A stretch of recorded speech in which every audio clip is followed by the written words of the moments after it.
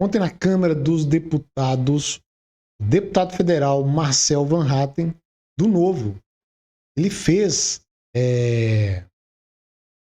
uma fala muito forte aí, lá na Comissão de Relações Exteriores de Defesa Nacional, ali em frente ao comandante do Exército e o ministro da Defesa. Ele foi certeiro. Eu acredito que tenha falado ali tudo que o brasileiro gostaria de falar em frente a esse general. E a gente já viu aí vários memes, o que as pessoas estão pensando a respeito desse general Melancia. Na verdade, no mínimo que a gente pode falar desse general, e não honra a fada que veste. Infelizmente, um exército que até pouco tempo tinha alto conceito do povo brasileiro e hoje se resume em apenas um mantenedor de um governo que nunca deu valor a esse pessoal. Nunca deu valor. E para começar, vamos dizer que não, é porque não tem nada a ver, é porque eles não atenderam o pedido das pessoas. Mas não é só isso. Não é só isso. Porque ele não salvou o Brasil dessa turma que entrou aí para afundar mais o país. Uma questão grave econômica que já está, né? Não ouviu o povo e utilizou de perfídia. Não esse general, mas aquele outro general que esteve ali, ó, junto com as pessoas que estavam em frente ao quartel general ali em Brasília e confiou nas Forças Armadas e ele utilizou de perfídia, né? Fez as pessoas confiarem e prendeu todo mundo ali porque estavam ali se manifestando, pedindo a ajuda do Exército Brasileiro. E que o Exército fez? Levou as pessoas para os braços. Não vou nem falar o nome aqui. Mas é isso. O Marcel Van Hatten, ele fez basicamente um desabafo ali do que aconteceu, do que o Exército fez até aqui pelo Brasil, ou contra o Brasil, né? Em favor desse regime ditatorial que estabeleceu aqui no Brasil. E vamos então ouvir aí o Marcel Van Hatten. Ele foi muito bem nas falas dele. Esta é a situação hoje no Brasil. O senhor tem medo de Alexandre de Moraes. Todos aqui têm medo de Alexandre de Moraes. As Forças Armadas são subjugadas, subordinadas, não ao ministro civil, nem ao presidente da República, muito menos. É um senhor chamado Alexandre de Moraes, ditador da República, que já não é bem mais uma República Federativa do Brasil. Se minha primeira intervenção foi um desabafo bastante veemente, essa segunda é de tristeza, porque eu vi, na verdade, tanto o ministro como o comandante corroborando com a fala inicial que fiz, confirmando o que justamente eu havia dito. As matérias da imprensa traziam que houve informação dada. Eu não passei disso, eu mostrei as manchetes.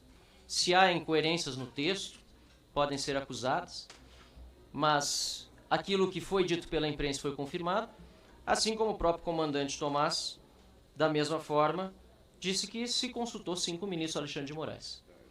E aí eu me pergunto qual é a função hoje do STF, do Supremo Tribunal Federal, se é virar fonte de consulta de comandante do Exército. Comandante do Exército, no máximo, vai se consultar com a Justiça Militar. Conversa institucional, que negócio é esse? O juiz fala nos autos. E aí não vai uma crítica, a Vossa Senhoria está atuando dentro. Também vai, de certa forma, mas para atenuar um pouco, vai dentro do que está acontecendo hoje no Brasil. Ministro fala o tempo todo, a entrevista o tempo todo, fala fora dos autos.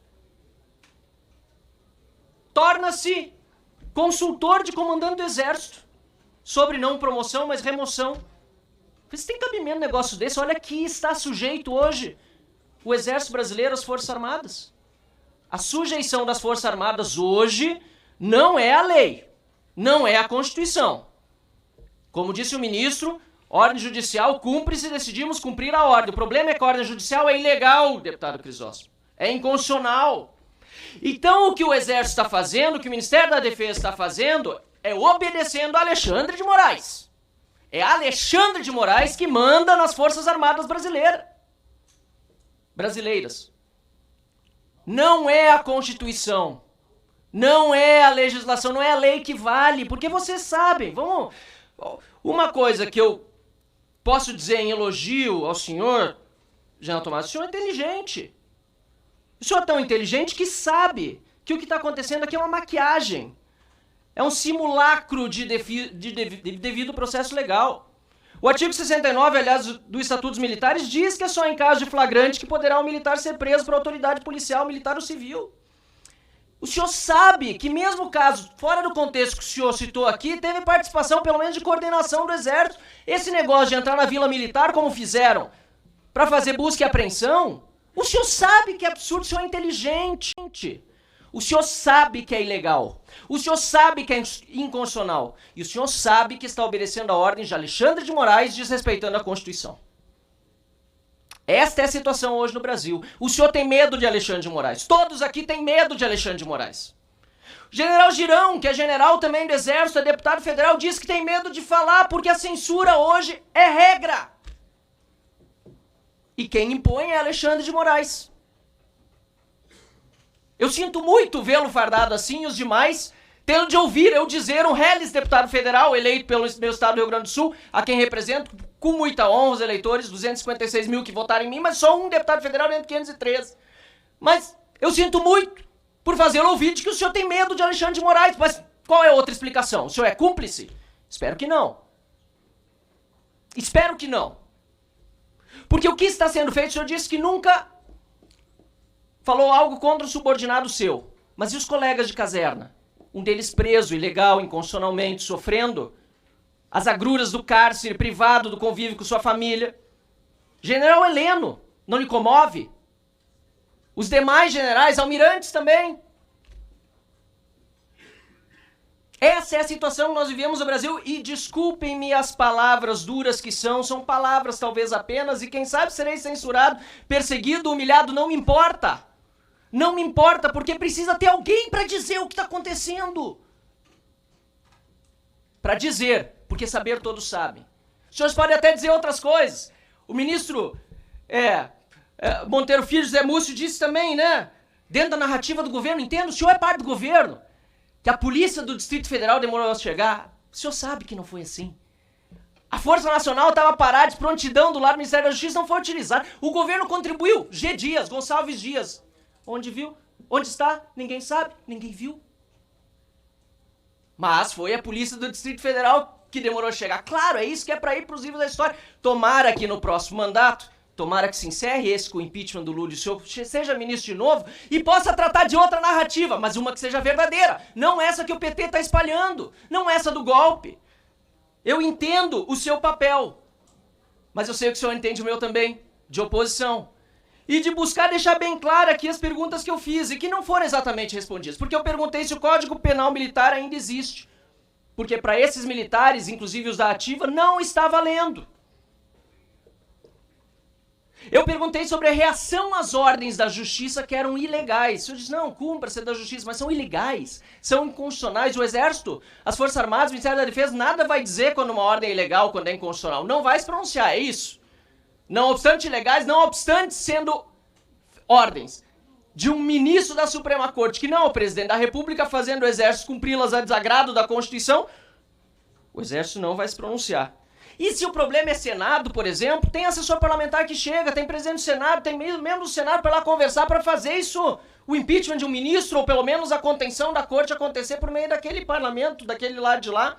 Mas me parece, e até gostaria de saber se existe algo nesse sentido, mas me parece que não há nenhum esforço para que essa ditadura não se consolide no Brasil com apoio obsequioso das nossas Forças Armadas. A terceira pergunta, se o senhor se consulta com Alexandre de Moraes, o senhor respondeu afirmativamente, já não precisa mais responder, e ficou muito claro, infelizmente, que isso acontece. E a quarta, se as Forças Armadas entendem que há uma prevaricação diante dos abusos de autoridade cometidos por Alexandre de Moraes. Essa hoje é a situação no nosso país. E o senhor é inteligente, o senhor sabe disso. O senhor pode me responder outras coisas, pode tergiversar, sair por aqui, sair por ali. Mas essa é a situação hoje no nosso Brasil. As Forças Armadas são subjugadas, subordinadas, não ao ministro civil, nem ao presidente da República, muito menos.